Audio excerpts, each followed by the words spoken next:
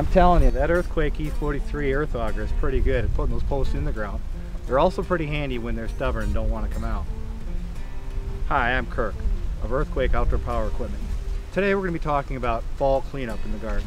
Everything's been harvested out of our garden, and fall is now the time when we need to clean everything out and prepare this garden for the next spring. Now, fall is a really good time to start adding some amendments to your soil.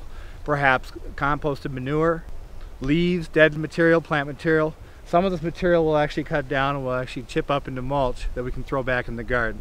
We're then going to go in and till everything under and make sure everything's going to be set for the spring. We'll be using today an Earthquake string trimmer, an Earthquake chainsaw, an Earthquake chipper shredder, and a couple of Earthquake tillers. Remember, anytime you use your Earthquake string trimmer, always use eye and ear protection.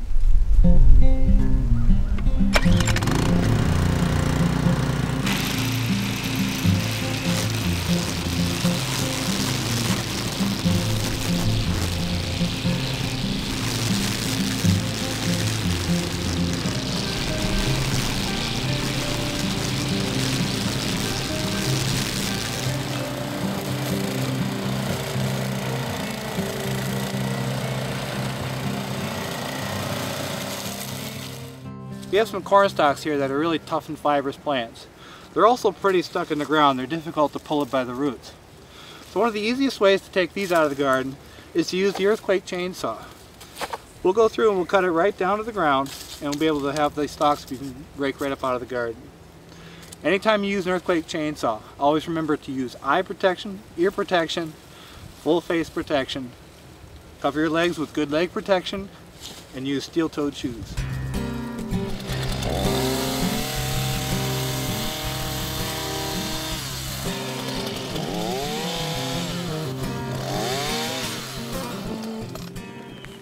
As you can see, that's one of the easiest ways to get those tough corn stalks down and out of the garden.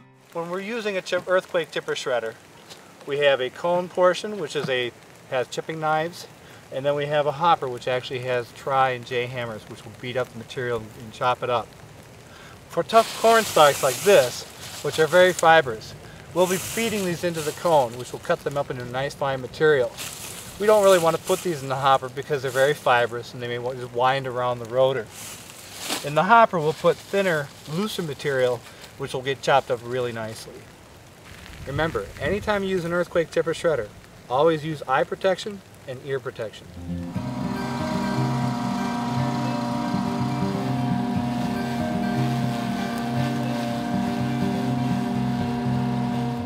Now, for some of the softer, looser material that we cut with the Earthquake string trimmer, we're going to be able to put this through the chipper shredder in the hopper and actually shred it up.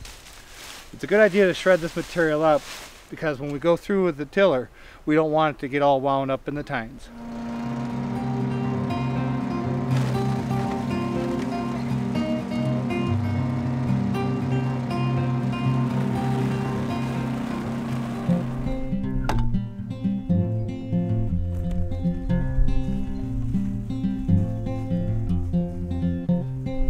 Now that we've shredded up all the plant material that we cut down with the string trimmer, and we spread it around the garden to be able to add nutrients to the soil, we're going to add some more material to the soil in the form of these dry leaves.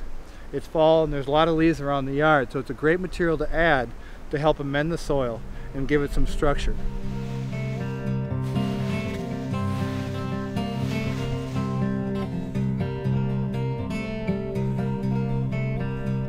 Now that we've cut down all the old vegetation, we've chipped it up and shredded it, put a nice layer of leaves over the garden, it's now time to turn all that in with a Earthquake rototiller.